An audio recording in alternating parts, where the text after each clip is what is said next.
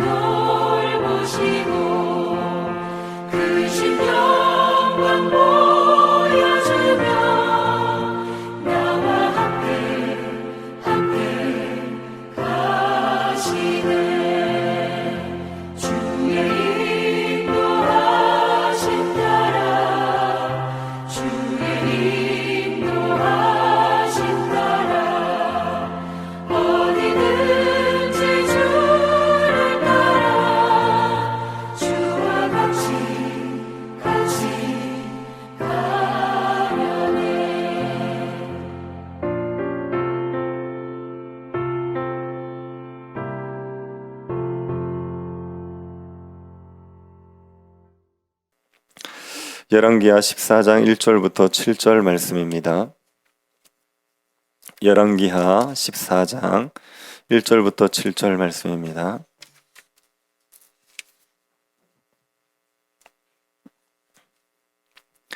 1절부터 22절이 본문인데 1절부터 7절까지만 교독하도록 하겠습니다. 찾으셨으면 기도하겠습니다. 유다의 왕 여호아스의 아들 요아스 제2년에 유다의 왕 요아스의 아들 아마샤가 왕이 되니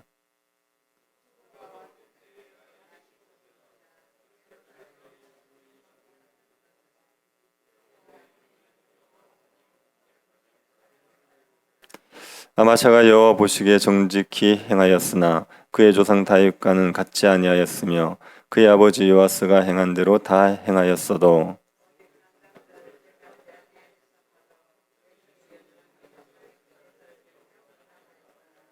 나라가 그의 손에 굳게 섬에 그의 부왕을 죽인 신복들을 죽였으나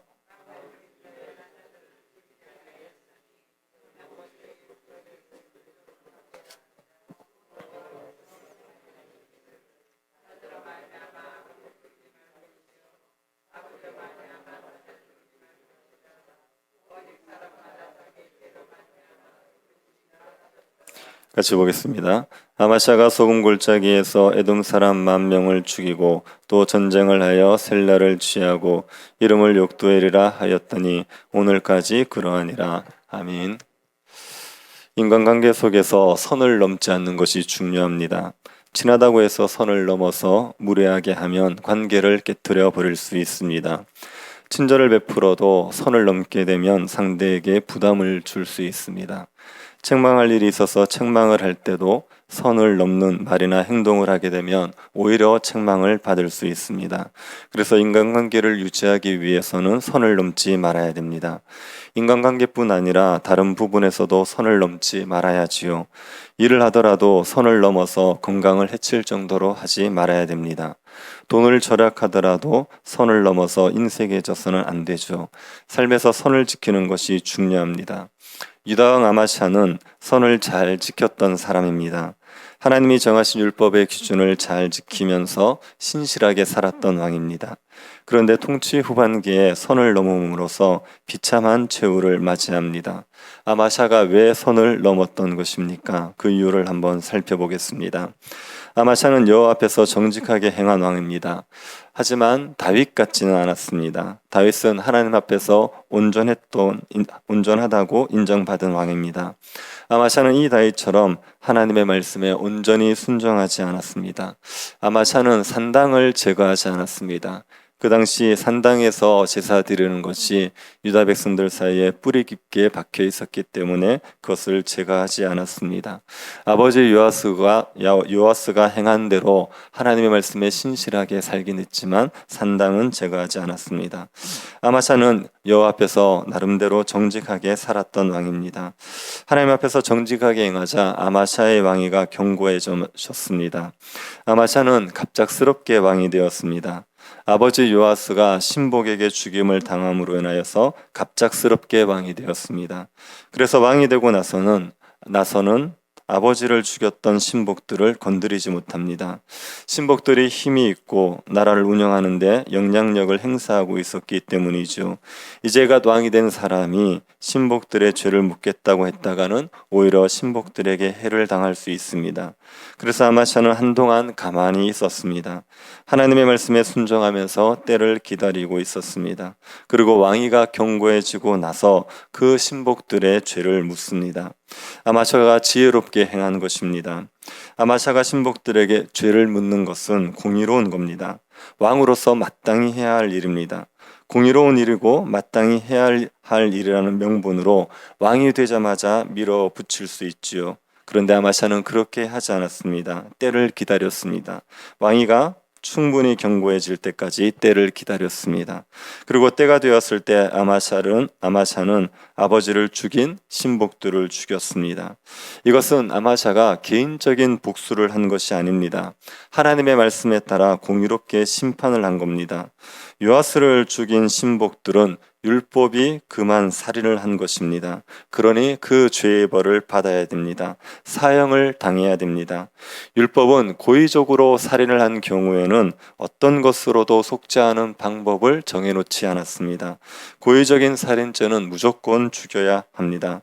아마샤는 이 율법에 따라 아버지를 죽인 신복들을 죽였습니다. 아마샤가 율법에 따라 공의로운 심판을 했다는 것은 그가 신복의 자녀들을 자녀를 죽이지 않았다는 것을 통해서 알 수 있습니다. 율법에는 자녀로 말미암아 아버지를 죽이지 말고 아버지로 말미암아 자녀를 죽이지 말라고 합니다. 연자제를 금지하고 있습니다. 아마샤가 이 율법에 따라 아버지를 죽인 신복만 죽이고 그 자녀는 죽이지 않았습니다. 그 당시 관습대로라면 신복의 가족도 다 죽였어야 합니다. 고대 근동의 관습은 왕을 살해한 신하를 처형할 때 그 가족을 같이 죽이는 게 보편적이었습니다. 아마샤는 이 관습을 따르지 않고 율법을 따릅니다. 신복만 죽이지 그 가족을 죽이지 않았습니다. 아마샤가 선을 넘지 않았습니다. 율법이 정한 선을 넘지 않고 율법의 권위 아래에 있었습니다. 율법이 명한 대로 나라를 다스리기 위해서 애를 썼죠. 아마샤의 마음에 신복들의 가족들을 다 죽이고 싶은 마음도 있었겠지만 아마샤는 그 마음을 억누르고 율법에 순종했습니다. 그래서 아마샤가 하나님 보시기에 정직한 왕으로 인정받을 수 있었습니다. 그런데 이 아마샤가 선을 넘는 일을 하게 됩니다. 북이스라엘 왕 요아스와 싸운 겁니다. 아마샤가 북이스라엘 왕 요아스와 싸우게 된 자세한 배경이 열왕기서에는 나오지 않지만 역대기에는 나옵니다. 이 싸움의 발단은 남유다 왕 아마샤가 에돔을 치러 가기 위해서 북이스라엘에서 용사 10만 명을 고용하면서 시작됩니다. 에돔은 다윗 시대에 유다의 속국이 되었습니다. 다윗이 소금 굴짜기에서 에돔 군대를 격파하고 18,000명을 죽인 일이 있습니다. 그 후부터 에돔은 유다의 속국이 되었습니다. 그런데 유다의 5대 왕인 여호람 때에 에돔이 유다에서 독립을 했습니다. 아마샤가 이 에돔을 다시 속국으로 만들기 위해서 군사를 일으킨 겁니다. 아마샤가 에돔을 속국으로 삼으려 한 것은 영토를 확장시키겠다는 욕심 때문이 아닙니다. 하나님이 주신 약속의 땅을 차지하기 위한 싸움입니다. 에돔 지역도 하나님께서 이스라엘에게 주신 땅입니다. 그러니 정복할 땅이지요. 아마샤는 약속의 땅을 차지하기 위한 싸움을 하려고 했습니다. 이 아마샤는 은 100달란트를 주고 이스라엘 용병 10만 명을 고용합니다. 자신의 힘만으로는 에돔을 이길 수 없을 것 같아서 이스라엘의 용병의 힘을 빌리기로 한 거죠. 그런데 하나님의 사람이 아마샤에게 이스라엘 군대와 함께 가지 말라고 합니다. 이 당시 이스라엘 왕 요아스가 금송아지 숭배를 하고 있었습니다. 그러나 하나님께서 유다 왕 아마샤가 이스라엘 왕과 함께하는 것을 원하지 않습니다. 그래서 하나님의 사람을 통해서 이스라엘 군대와 함께 가지 말라고 말씀하십니다. 에돔을 정복하는 일은 하나님의 뜻이기는 하지만 그런데 이스라엘 백성들과 함께 가는 것이 하나님의 뜻이 아니었습니다. 하나님께서 에돔과의 싸움에서 하게 할 것을 믿고 하나님만 의지하기를 원하셨습니다. 그래서 이스라엘 용병들을 돌려보내라 하십니다. 아마샤는 이미 이스라엘에 은 100달란트를 지불한 상황이었기 때문에 이스라엘 용병을 포기하는 것이 아까웠습니다. 하지만 하나님께서 아마샤에게 에돔과의 전쟁에서 승리하게 하시고 은 100달란트보다 더 많은 전리품을 약속해 주십니다. 그 하나님의 말씀을 믿고 아마샤가 이스라엘 용병들을 돌려보내지요. 아마샤가 이 상황에서 이스라엘 용병들을 돌려보낸다는 것은 쉬운 일이 아닙니다. 하지만 아마샤는 하나님의 말씀에 순종해서 은 100달란트를 손해보면서까지 이스라엘 용병들을 돌려보냈습니다. 그런데 이스라엘 용병들이 곱게 돌아가지 않습니다. 자신들에게 에돔과의 전쟁에 참여해달라고 부탁해놓고 이제 와서 그냥 돌아가려고 하니까 화가 난 거죠. 전쟁에 참여하는 용병들은 전리품을 얻는 이익이 있습니다. 전리품을 얻을 기대를 가지고 있다가 그냥 돌아가려고 하니까 화가 났습니다. 그래서 이스라엘 군대가 유다 성읍들을 약탈합니다. 그리고 3,000명을 죽이고 물건을 많이 노력해 갔습니다. 아마도 아마샤가 에돔과의 전쟁을 하러 간 사이에 유다 성읍들을 약탈했던 것 같습니다. 아마샤는 하나님의 말씀에 순종해서 이스라엘 용병들을 돌려보내고 유다 군사들만 이끌고 에돔과의 싸움을 싸웠습니다. 그리고 크게 승리합니다. 아마샤가 하나님의 은혜로 승리를 했죠. 그런데 아마샤가 승리한 이후에 에돔의 신을 가지고 와서 섬기게 됩니다. 고대 근동에서는 적국과 싸워서 이기면 적국의 신이 자신을 도왔다고 하는 믿음을 가지는 경우가 있습니다. 그래서 적국의 신들을 가지고 와서 섬기는 경우가 있죠. 아마샤가 이 풍습을 따라서 에돔 신을 가지고 와서 섬긴 것 같습니다. 아마샤는 전쟁에 승리한 이후에 마음이 높아졌습니다. 그래서 하나님의 율법을 어기고 에돔의 신을 섬기는 죄를 지었습니다. 하나님께서 이 아마샤에게 진노하셔서 한 선지자를 보내 아마샤를 꾸짖으십니다. 저 백성의 신들이 그들의 백성을 왕의 손에서 능히 구원하지 못하였거늘 왕은 어찌하여 그 신들을 구하나이까, 이렇게 책망했습니다. 선지자가 아마샤의 어리석은 우상숭배를 꾸짖은 거죠. 아마샤가 그 말을 듣고 죄를 회개하고 우상을 버려야 하는데 아마샤는 오히려 선지자에게 불쾌감을 드러내고 선지자를 위협합니다. 우리가 너를 왕의 모사로 삼았느냐, 그치라, 어찌하여 맞으려 하느냐. 아마샤의 마음이 높아져서 하나님의 책망을 듣고도 죄를 회개하지 않습니다. 그래서 하나님께서 아마샤를 멸하기로 작정하셨습니다. 하나님께서는 아마샤가 교만한 대로 내버려 두십니다. 에돔과의 전쟁에서 승리한 아마샤는 마음이 높아져서 북이스라엘 왕 요아스에게 싸움을 겁니다. 아마샤는 북이스라엘 용병이 유다 성읍을 약탈하고 사람 3,000명을 죽인 것에 대해서 요아스에게 책임지는 자세를 요구했을 것입니다. 하지만 요아스가 사과 혹은 배상을 하지 않자 요아스에게 싸움을 건 거죠. 그런데 그 당시 북이스라엘이 남유다보다 훨씬 강했습니다. 그러니 아마샤가 에돔을 치러 가면서 북이스라엘의 용병 10만 명을 돈을 주고 사왔던 겁니다. 북이스라엘 왕 요아스는 아람과의 전쟁에서도 3번을 이길 정도로 강한 왕입니다. 아마샤는 에돔을 이겼다는 자신감에 의해서 북이스라엘 왕 요아스에게 싸움을 걸었습니다.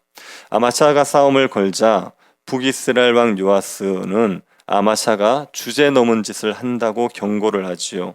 레바논 가시나무가 레바논의 백향목에게 내 딸을 내게 주어 며느리를 삼게 하자고 말하는 것 같은 주제 넘은 짓을 했다고 말합니다.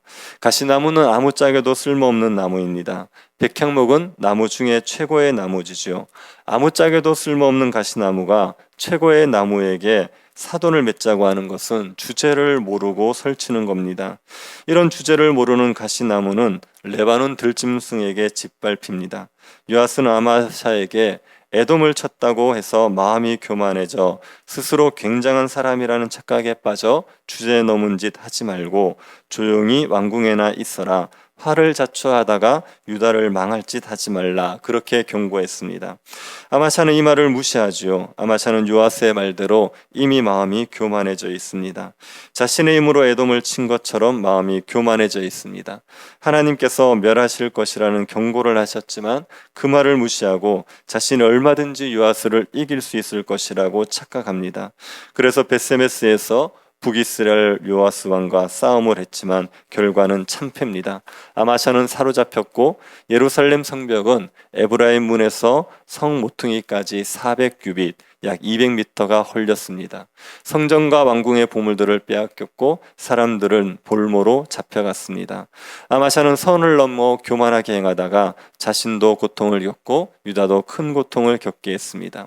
그리고 북이스라엘 왕 요아스가 죽고 나서 아마샤는 풀려나와 15년을 더 생존하지만 예루살렘에서 반역이 일어나 반역한 무리의 손에 죽습니다. 라기스까지 도망을 쳤다가 라기스에서 잡혀서 죽었습니다. 아마샤가 하나님 앞에서 겸손한 마음으로 율법을 잘 지킬 때 에돔을 이기는 승리를 맛보았습니다. 하지만 전쟁에서 승리한 이후에 마음이 높아져서 우상을 숭배하고 우상 숭배를 책망하는데 하나님의 말씀을 거역하다가 주제넘은 전쟁을 해서 결국은 망하고 말았습니다. 아마샤는 넘지 말아야 될 선을 넘음으로 끝이 좋지 않았습니다. 우리도 선을 넘어서 고통을 겪을 때가 있지 않습니까? 선을 넘어서 인간관계가 깨어지고 갈등을 겪게 됩니다. 선을 넘는 욕심 때문에 일을 망치는 경우가 있습니다. 선을 넘어서 고통을 겪을 때가 있지요. 우리가 언제 선을 넘는 것 같습니까? 우리의 마음을 살펴보면 하나님에 대한 경외심을 잃어버릴 때 선을 넘게 되어 있습니다. 하나님을 경외하는 마음을 가지고 있으면 우리는 하나님의 말씀의 권위 아래 살아가면서 승리를 맛봅니다. 하지만 하나님을 경외하는 마음을 잃어버리면 하나님의 말씀을 거역하고 교만하게 행하다가 실패자가 되고 패배자가 되어버립니다. 하나님에 대한 경외함을 잃어버리는 것이 우리의 마음을 교만하게 만들고 선을 넘게 만드는 겁니다. 하나님에 대한 경외함을 잃어버리면 안 됩니다. 우리가 하는 일이 형통할 때에도 하나님에 대한 경외함을 잃어버리면 안 됩니다. 내 삶이 형통한 것이 내 능력 때문이라고 생각해서 하나님에 대한 경외함을 잃어버리면 교만한 마음을 가지게 되고 패망의 길을 걷게 되는 겁니다. 우리가 어떤 형편에든지 하나님에 대한 경외하는 마음을 가지고 하나님의 말씀에 순종하는 백성들이 되기를 힘쓸 수 있기를 바랍니다. 날마다 하나님을 가까이함으로 말미암아 하나님에 대한 경외함을 가지고 말씀에 순종하여서 날마다 승리하는 백성들 될 수 있기를 간절히 바랍니다. 자비하신 하나님, 우리에게 주님을 경외하는 마음 주시고 날마다 하나님을 찾게 하여 주시니 감사드립니다. 하나님을 사랑함으로 말씀에 순종하는 백성들 되게 하여 주시고 무엇을 하든지 주님의 은혜로 승리하며 살아갈 수 있도록 저희들에게 역사하여 주옵소서. 우리의 마음에 하나님을 경외하는 마음을 잃어버리고 교만하게 행하며 말씀에 불순종하는 어리석은 자들이 되지 않게 하여 주옵소서. 걸어가신 예수님 이름으로 기도드립니다. 아멘. 하늘에 계신 우리 아버지여, 이름이 거룩히 여김을 받으시오며 나라의 임하옵시며 뜻이 하늘에서 이룬 것 같이 땅에서도 이루어지이다. 오늘날 우리에게 일용할 양식을 주옵시고 우리가 우리에게 죄 지은 자를 사하여 준 것 같이 우리 죄를 사하여 주옵시고 우리를 시험에 들게 하지 마옵시고 다만 악에서 구하옵소서. 대개 나라와 권세와 영광이 아버지께 영원히 있사옵나이다. 아멘. 말씀에 겸손히 순종하는 백성들 되게 해달라고 기도해 주시고 새 교회당 건축을 위해서 기도해 주시고 연말에 교회 가운데 은혜 주셔서 한 해를 잘 마무리하고 새해를 소망 가운데 맞이할 수 있도록 기도해 주시고 개인적으로 기도하시기 바랍니다.